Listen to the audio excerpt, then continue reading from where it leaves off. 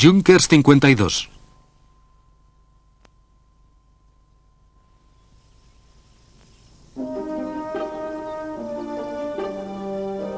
Este desgarbado avión nació en una época turbulenta y ocupa un lugar significativo en la historia de la aviación.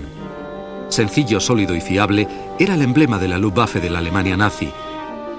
El Junkers 52 sirvió abnegadamente hasta el amargo final de la Segunda Guerra Mundial. Hoy en día todavía sigue volando.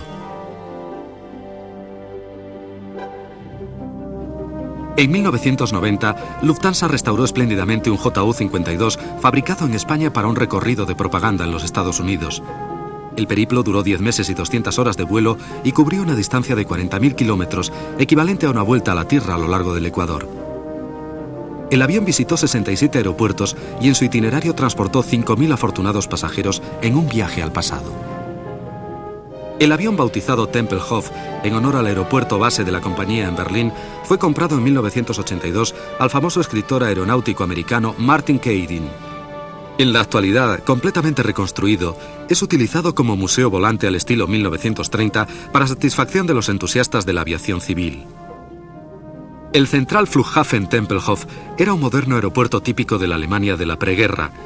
Estaba equipado con todas las comodidades y situado a unos 3 kilómetros de la capital alemana. Con esta situación geográfica en el centro de Europa, era la escala obligada de muchos trayectos continentales.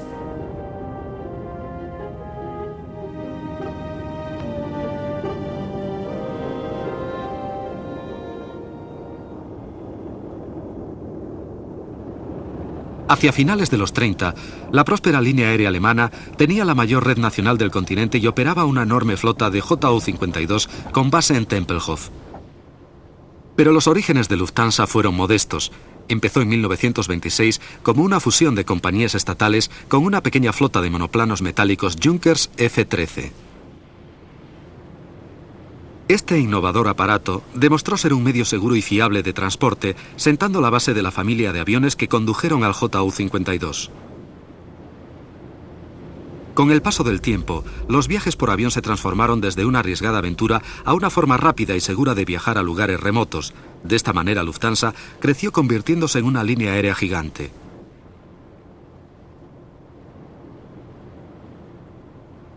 La clave del éxito del desarrollo de la seguridad de las compañías aéreas fue la llegada de los motores radiales BMW. De una gran fiabilidad y costo razonable, los motores refrigerados por aire eran mucho más fáciles de mantener y operar que sus oponentes refrigerados por agua. No tenían tuberías delicadas ni grandes radiadores y pronto llegaron a convertirse en imprescindibles. El motor radial era más seguro, de construcción más barata y menos sensible a los climas cálidos o fríos.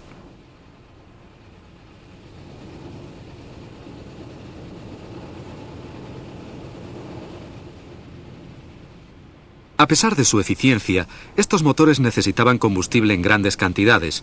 El JU-52, con alas en voladizo y tanques integrales dentro de ellas, tenía capacidad para 1.200 litros de carburante que le proporcionaban una autonomía de 900 kilómetros, enlazando ciudades como Estocolmo y Berlín o Copenhague y Ámsterdam a todo lujo sin paradas intermedias.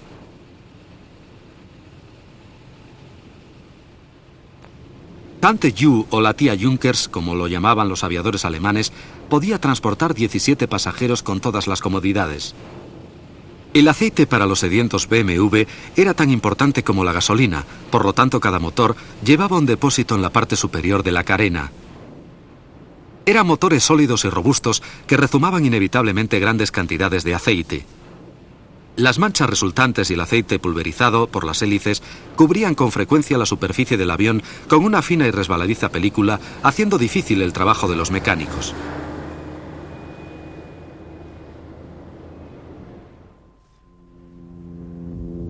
Al mismo tiempo que Lufthansa iba creándose una buena reputación mediante un servicio extraordinario, Adolf Hitler trataba de restablecer la autoestima de los alemanes. Éxitos como los de Lufthansa se convirtieron en herramientas de propaganda. El trimotor de Junkers pasó a ser considerado como una maravilla de la aviación alemana. Los orgullosos trabajadores presentaban una imagen de eficiencia teutónica a un mundo cada día más intranquilo. Incluso el hecho de caminar por encima de las alas era considerado como una prueba de que no existía riesgo que pudiera preocupar a la Gran Alemania. En los días anteriores a la puesta en marcha eléctrica, los JU-52 eran arrancados por medio de aire comprimido desde botellas en el fuselaje. En cada escala eran recargadas rutinariamente.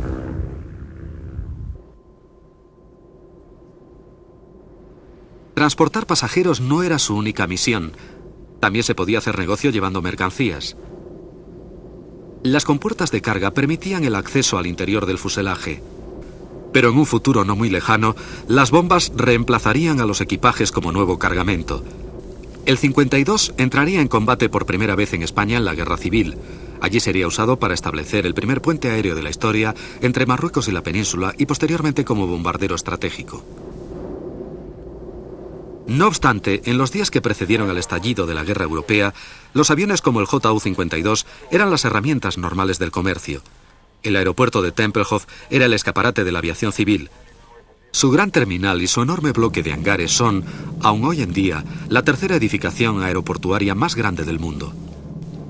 Durante 11 meses, en 1948, cuando los soviéticos trataron de aislar Berlín Oeste del resto del mundo, Tempelhof fue el cordón umbilical de la ciudad con el occidente. Más de 2 millones de toneladas de suministros aterrizaron en sus desgastadas pistas. Pero eso vendría mucho después. En los últimos años 30, las calles de Berlín eran presa de un delirio de arrogancia y odio. La guerra mundial asomaba ya por el horizonte.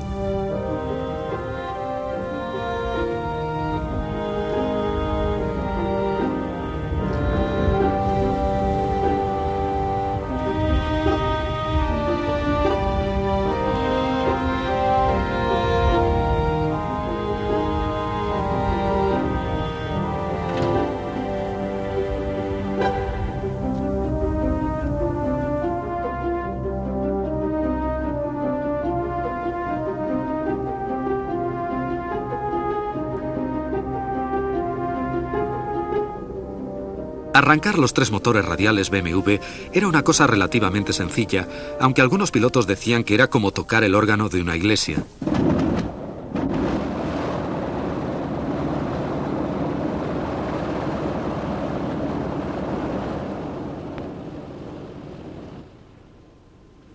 Cuando el avión empezaba a carretear, los pilotos calentaban los 3 motores y reducían las vibraciones igualando las revoluciones.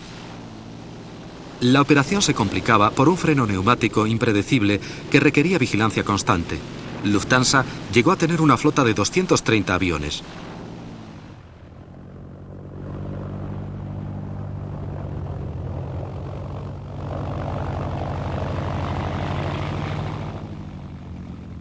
El control de tierra era muy rudimentario, se hacía por medio de banderas y señales. Una vez dada la señal de pista libre, se efectuaba el despegue de cara al viento. Era un ritual que sería repetido miles de veces en los años venideros. Mientras, crecía la reputación del JU-52 como el avión mejor vendido en Europa. Incluso el profesor Hugo Junkers, padre del Tante Ju, no hubiera podido predecir el éxito que su robusto aeroplano iba a conseguir.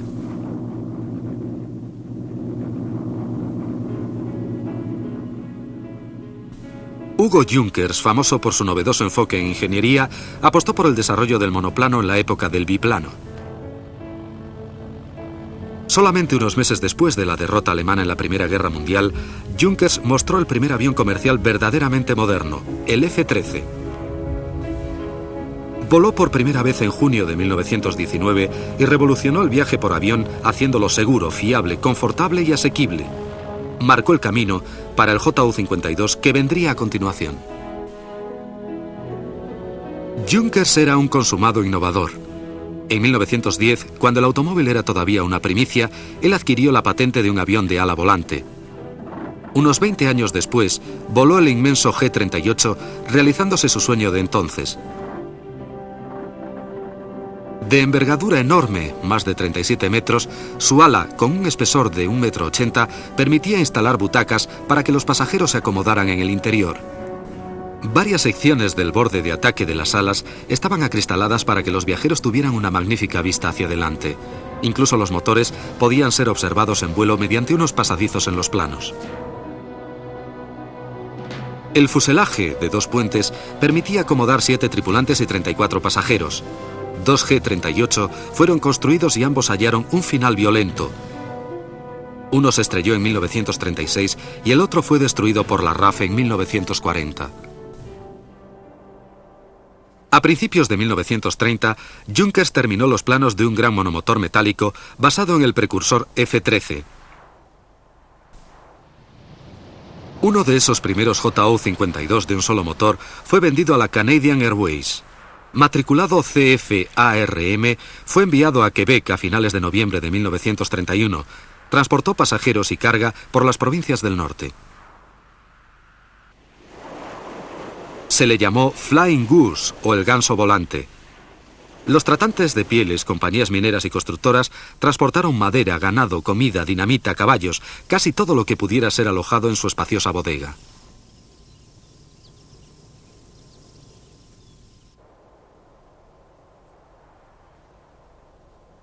La utilización de aluminio por parte de Junkers se ajustaba perfectamente al frío ambiente del norte, que no perdonaba la madera ni la lona. Al montarle flotadores, este aparato se convirtió en el hidroavión monomotor más grande del mundo.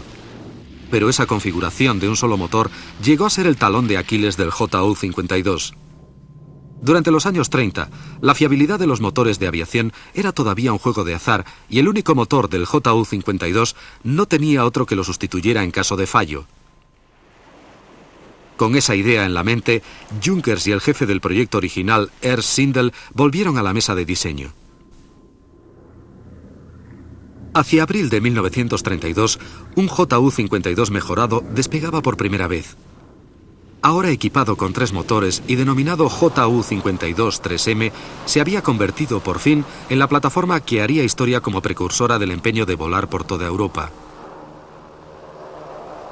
Con esta nueva configuración tan robusta, el Tante-You conquistó rápidamente una sólida reputación de fiabilidad. Por este motivo, fue el primero que entró en servicio en la lucrativa línea a Roma. Los Alpes, anteriormente considerados como una barrera casi insuperable, se convirtieron ahora en un maravilloso telón de fondo en el viaje hacia el sur.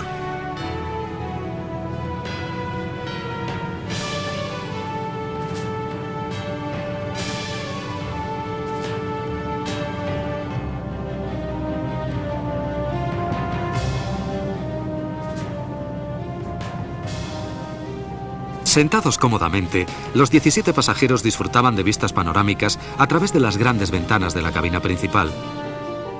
Aunque el avión no estaba presurizado, disponía de oxígeno para utilizarlo a grandes alturas y podía ser inhalado mediante un tubo flexible. Típico del impecable servicio de Lufthansa, en muchos vuelos se ofrecía la posibilidad de enviar telegramas a tierra en Morse desde la cabina de mando. El viajero de negocios tenía a su disposición una máquina de escribir abatible, el PC portátil de una época pasada. Y como avance del futuro, tenía una salita de fumadores separada y situada al fondo de la cabina principal. Tal confort y servicio no tenían precedentes y ha servido como el modelo que todas las líneas aéreas han adoptado hoy en día. Se tardaba en llegar desde Berlín a Roma a través de los Alpes 10 horas, algo increíble para los estándares de los años 30. El JU-52 estaba ayudando a vencer la tiranía de la distancia. En 1931 se creó en China una empresa de riesgo compartido, la Eurasia Aviation Corporation. Provista de diversos aviones Junkers, la compañía fue la precursora de numerosas rutas que se extendieron por toda Asia.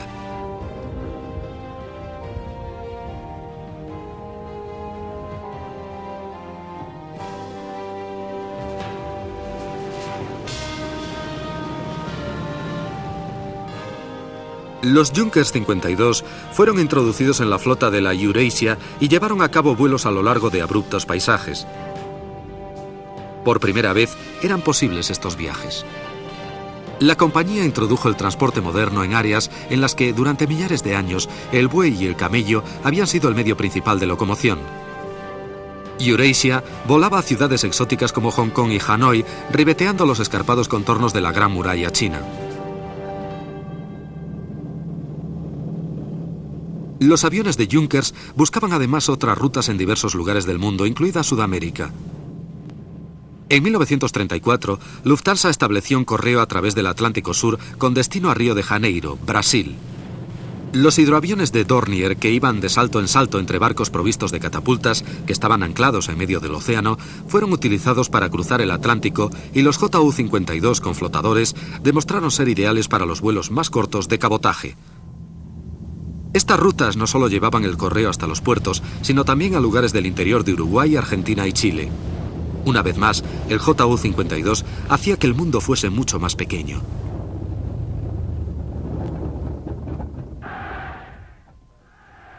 La Luftwaffe de Hitler nació en 1935. Creada en secreto, era el instrumento más moderno y eficaz de guerra aérea conocido hasta la fecha. Contradecía casi todas las creencias que Hugo Junkers sostenía. Por ello, no dudó en manifestar su desacuerdo. En 1934, los nazis le apartaron por la fuerza de su propia empresa, poniendo bajo control estatal su gran compañía. Un año más tarde, este gran precursor de la aviación moría en su 76 aniversario. Los nazis tenían unas intenciones más siniestras para el JU-52.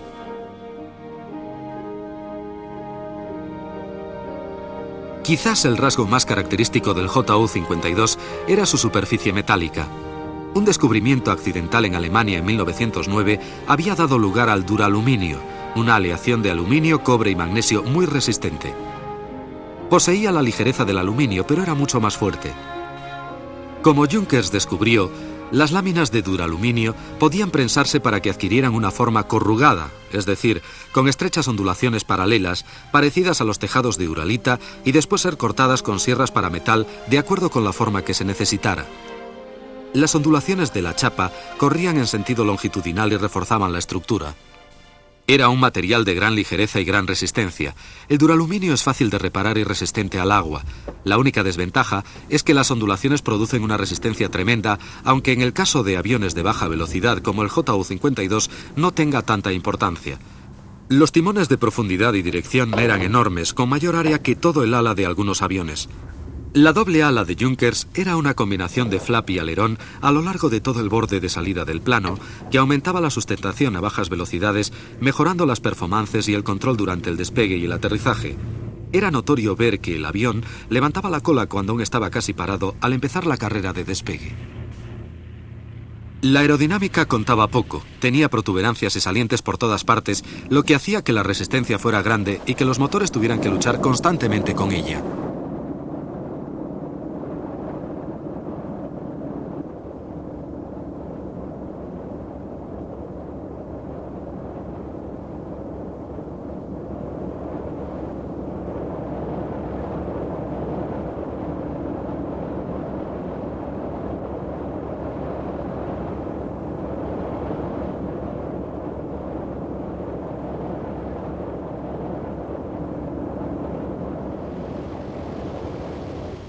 Uno de los más notables aviones de 3 motores era el famoso trimotor Ford, que apareció por primera vez en junio de 1926.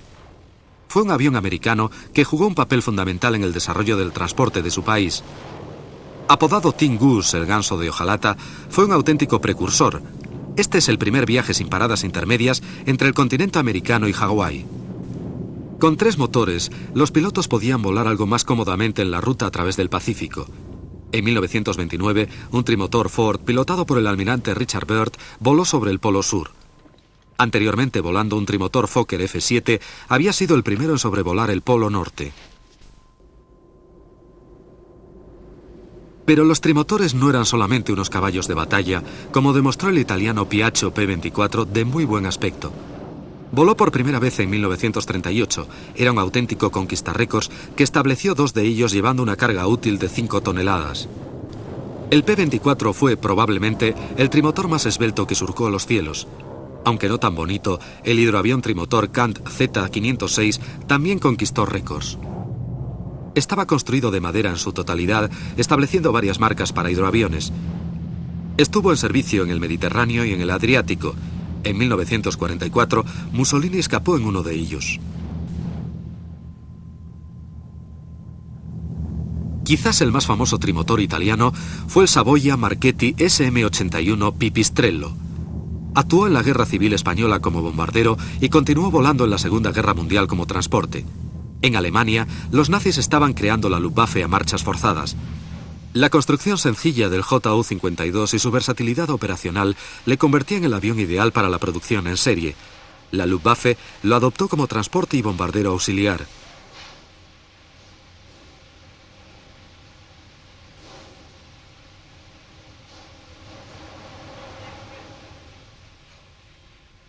Con el estallido de la Guerra Civil Española en 1936, los alemanes utilizaron los JU-52 para transportar tropas moras desde Marruecos a la península, ayudando a la causa nacionalista de Franco. Un mes más tarde, recibieron su bautismo de fuego bombardeando las afueras de Madrid. Una situación embarazosa se produjo cuando Lufthansa continuó dando servicio en la línea Berlín-Madrid con un JU-52 comercial. Como bombardero, el JU-52 tenía 2 bodegas para bombas de carga vertical con capacidad para 1.500 kilos. Los nuevos puestos de ametralladoras estaban equipados con ametralladoras de 7,9 milímetros. La torreta de abajo estaba situada entre las 2 bodegas de bombas, era retráctil y también servía como puesto de puntería para el bombardero. Debido a su vulnerabilidad, el JU-52 tuvo que modificar sus tácticas operacionales en España. Conforme crecía la oposición de los cazas republicanos, iba siendo relegado al bombardeo de noche, aunque sin dejar el diurno. Precisamente el primer avión derribado por la caza nocturna fue un Junkers a manos de un chato ruso. Entre los aviones que iban a sustituir al JU-52 estaba otro Junkers, el 86. Diseñado en 1937 por Ernst Zindel, se enviaron 5 ejemplares a España. Como su predecesor, el trimotor, estaba equipado con una torreta giratoria en la panza que podía ser extendida o replegada a voluntad. Pero el 86 pronto cayó presa de la modernización. Una nueva casta de bombarderos de gran velocidad y techo, además de una capacidad muy superior de bombas, le sustituyeron a su vez. El Heinkel 111 apareció como un lobo con piel de cordero. Era un avión civil de línea de alta velocidad, transformado en un bombardero de inigualable rapidez y agilidad. El 52 continuó acrecentando su historial, demostrando ser indispensable en España. El mismo Hitler comentó más tarde: Franco debería erigir un monumento a la gloria del Junkers 52. El alzamiento nacional le debe agradecer su victoria a este avión.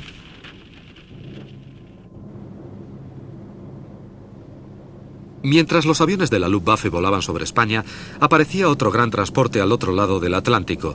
Puesto en servicio en 1936, el DC-3 llegaría a ser una leyenda.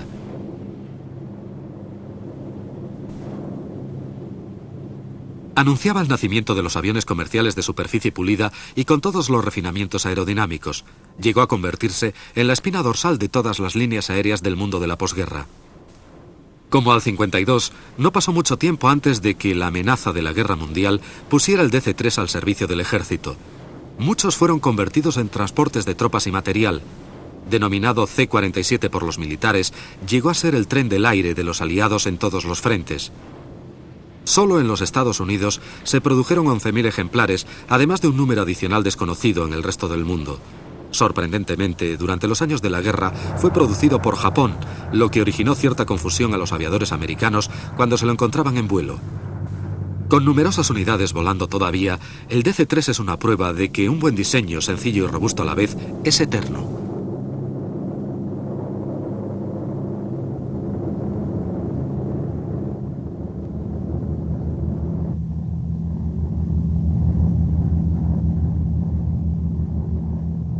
En los primeros meses de la Segunda Guerra Mundial, la figura inequívoca de Tante Yu fue muy conocida por las tropas de tierra. El Blitz de los nazis en Polonia triunfó en parte como resultado de las numerosas misiones de transporte realizadas por este avión. Con divisiones acorazadas muy dinámicas y aviones de ataque al suelo abriendo brecha a las fuerzas terrestres a través de las defensas polacas, el transporte de suministros era de una importancia vital para el éxito.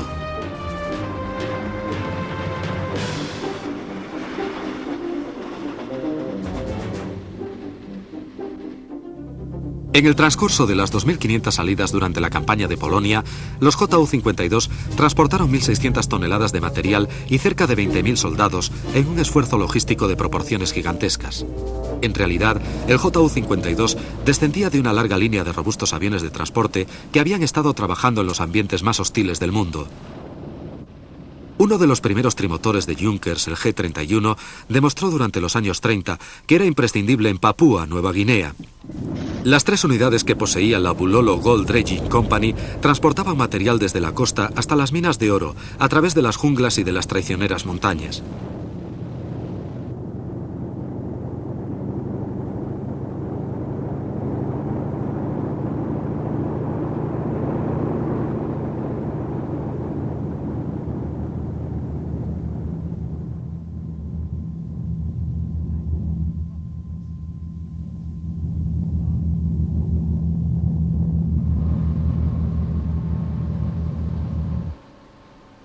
Equipado con una gran compuerta en el techo de la cabina, además de las puertas laterales de serie, se podía introducir la carga por medio de una grúa.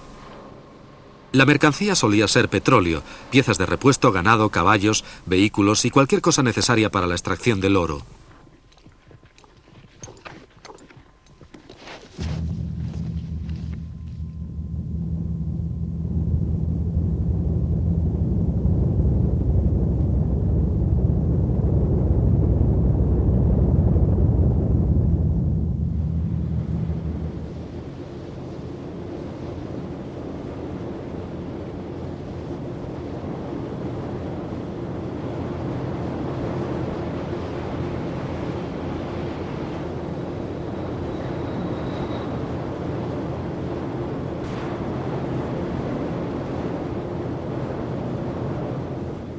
En aquel momento, se decía de aquellos 3 aviones que habían transportado más carga que toda la flota de transportes del mundo entero.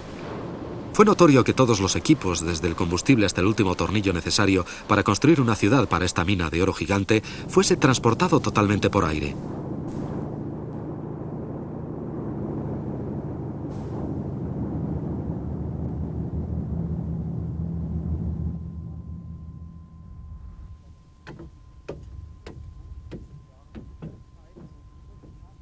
Cuando la guerra se extendió por Europa, los JU-52 comenzaron a acometer una gran diversidad de tareas.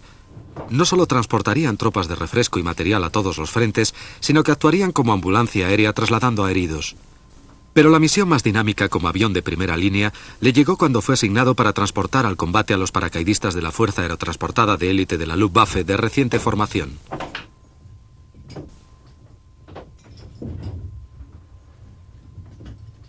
En su nuevo cometido, la vieja Anita de Hierro, como ahora pasó a ser llamado afectuosamente, se encontró en plena batalla.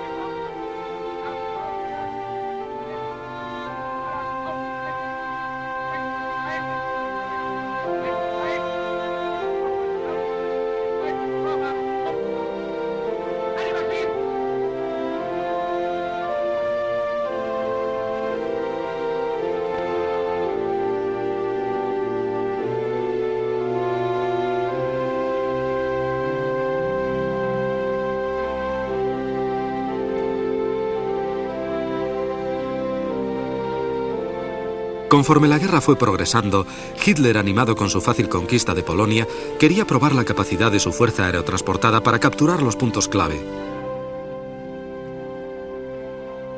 Los lanzamientos de paracaidistas eran uno de los proyectos favoritos del Führer y no dudó en utilizarlos cuando se le presentó la oportunidad en la campaña de Noruega.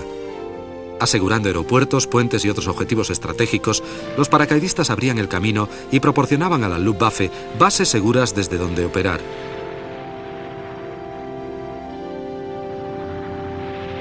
El éxito en Noruega abrió las puertas a futuras operaciones aerotransportadas en Holanda, Francia y Bélgica.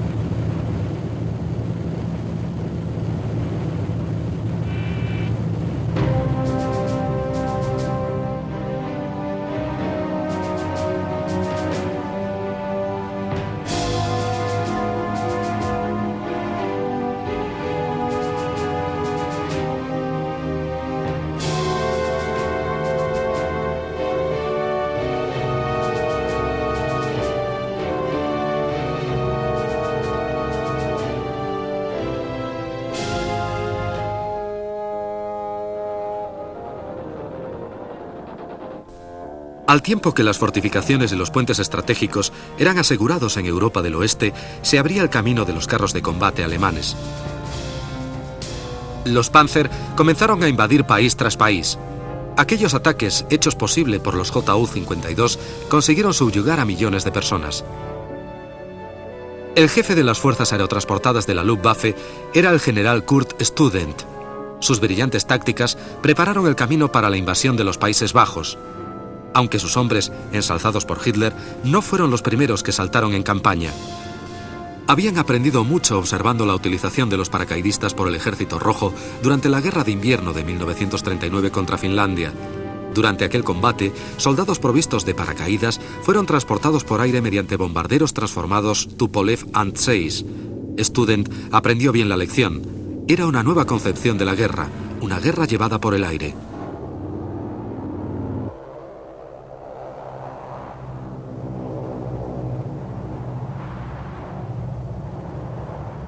El lanzamiento de hombres con paracaídas no es la única forma de transportarlos al combate. También se puede hacer mediante planeadores con soldados que sean remolcados por Ju-52 hasta la zona de operaciones. Los planeadores son perfectos para ataques rápidos por sorpresa y fueron el vehículo de algunas de las más célebres victorias del principio de la guerra.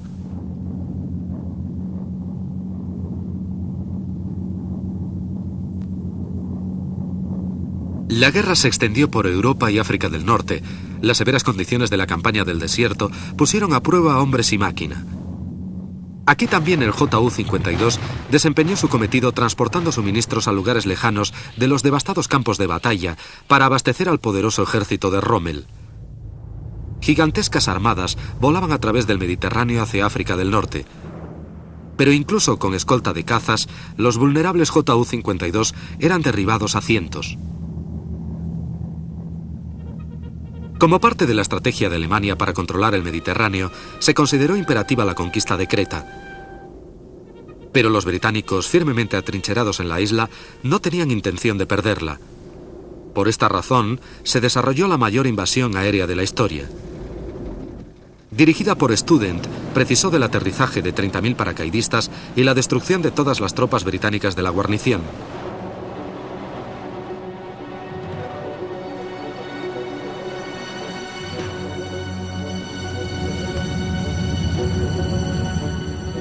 En la mañana del 20 de mayo de 1941, las primeras oleadas de cientos de Ju-52 oscurecieron los cielos. Cada avión, despegando desde Italia o Grecia, transportaba 18 paracaidistas totalmente equipados. Creta tenía una guarnición de 28.000 soldados británicos, australianos y neozelandeses que la Luftwaffe debía rendir. 500 Ju-52 y 3 grupos de remolcadores de planeadores depositaron a miles de soldados en tierra. Los bombarderos llevaron a cabo ataques masivos, mientras flotas de cazas les daban escolta a ellos y a los sobrecargados transportes.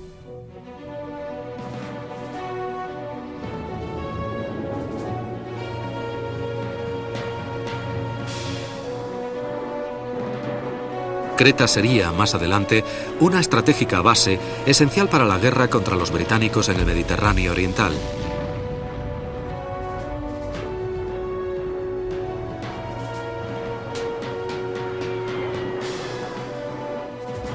Con machacona perseverancia, los nazis alcanzaron la victoria, pero no sin gran costo. Más de 7.000 hombres, uno de cada 4 paracaidistas que descendieron del cielo sobre Creta, fueron muertos o heridos. Más adelante, Hitler decidía amargamente que no volvería a utilizar tropas aerotransportadas a una escala tan grande. De hecho, el siguiente lanzamiento masivo de paracaidistas sería uno aliado en 1944, preparando el desembarco en las playas de Normandía.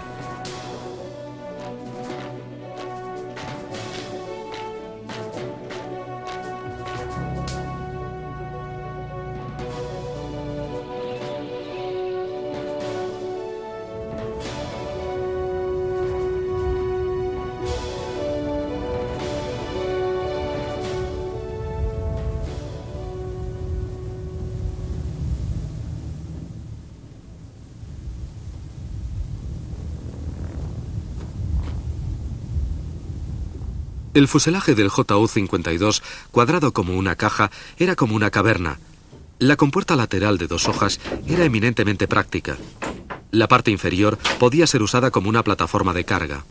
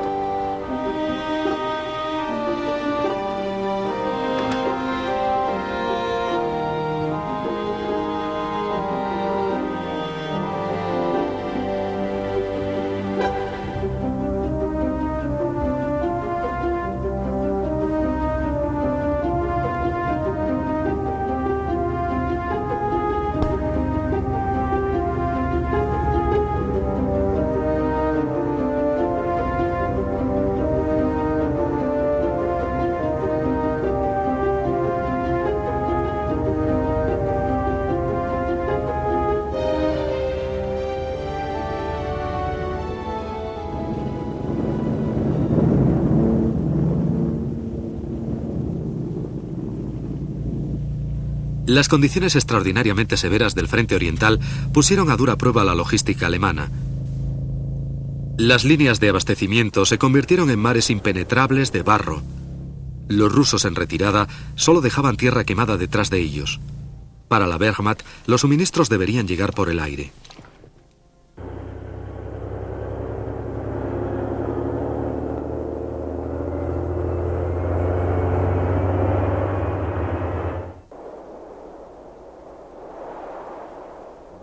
Las vastas extensiones de tundra y las ventiscas de nieve en el invierno habían hecho de Rusia una fortaleza inexpugnable durante siglos.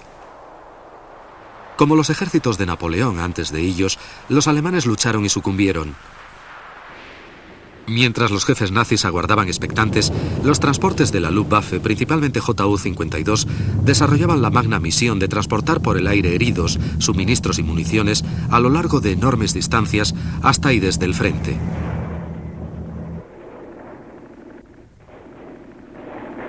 Cuando el sexto ejército alemán, dirigido por el general von Paulus, presionó sobre Stalingrado, comenzó uno de los más terroríficos capítulos en la historia de la Segunda Guerra Mundial. Los hombres luchaban a 30 grados bajo cero en las más horribles condiciones. Los alemanes denominaron esta clase de lucha Rattenkrieg o la Guerra de las Ratas. Antes de que hubiera terminado, más de 1 millón de soldados y civiles habían perecido.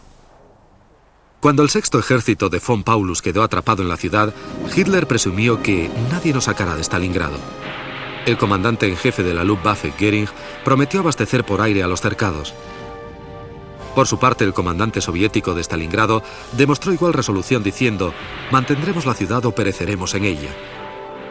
Al final, los esfuerzos de Göring se demostraron estériles. Solamente lograron transportar como media 84 toneladas diarias de suministro, que representaban la quinta parte del mínimo necesario por día.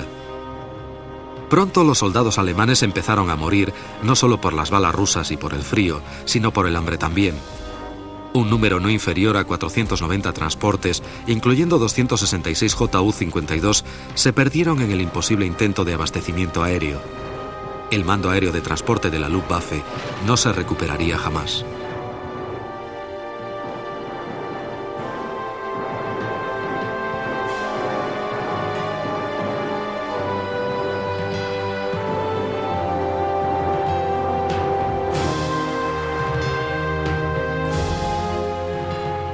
Contra las órdenes de Hitler, el 31 de enero de 1943, después de 2 meses y medio de asedio sin descanso, el mariscal de campo von Paulus se rindió a las fuerzas rusas.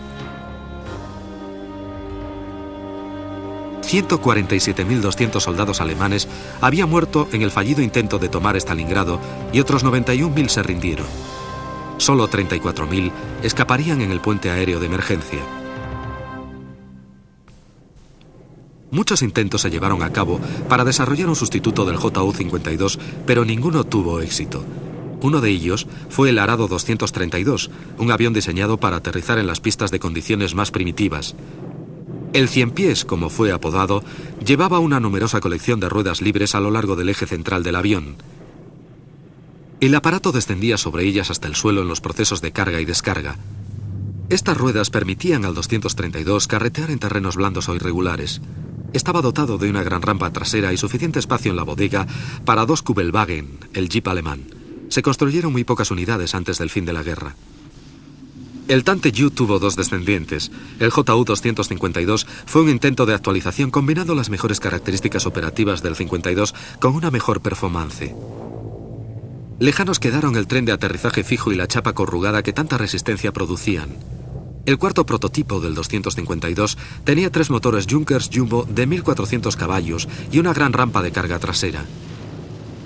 El 252 nunca fue producido en serie, como tampoco lo fue el Ju-352, parecido al anterior pero de madera y lona.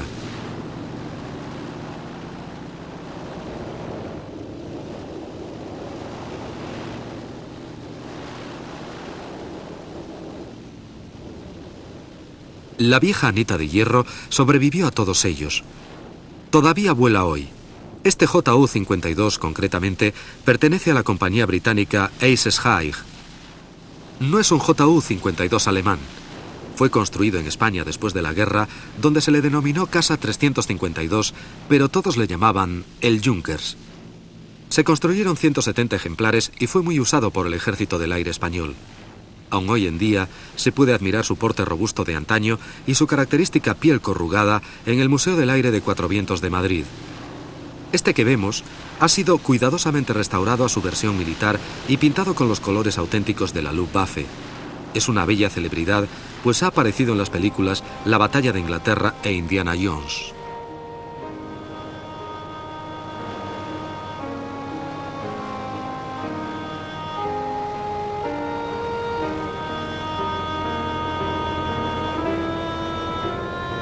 Este JU-52 español, construido en 1954 y usado como transporte militar, fue a parar a manos de un coleccionista privado en Gran Bretaña.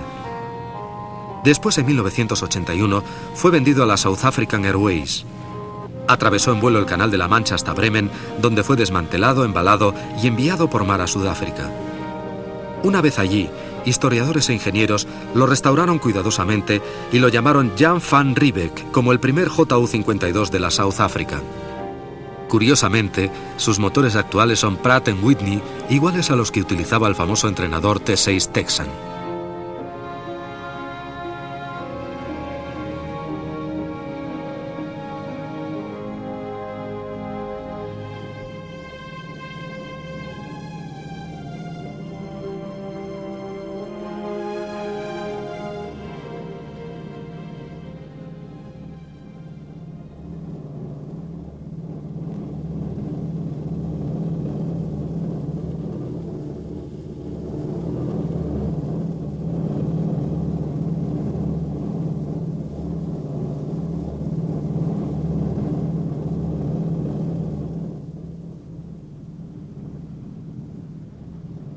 Lufthansa también ha restaurado su JU-52 como los de los años 30. Vemos aquí al Tempelhof volando junto a una de las más recientes adquisiciones de Lufthansa, el nuevo Boeing 737. Dos generaciones, separadas por una gran historia y muchos avances técnicos, vuelan aquí lado a lado. El más moderno recorre hoy en día las rutas que fueron establecidas hace décadas por su predecesor.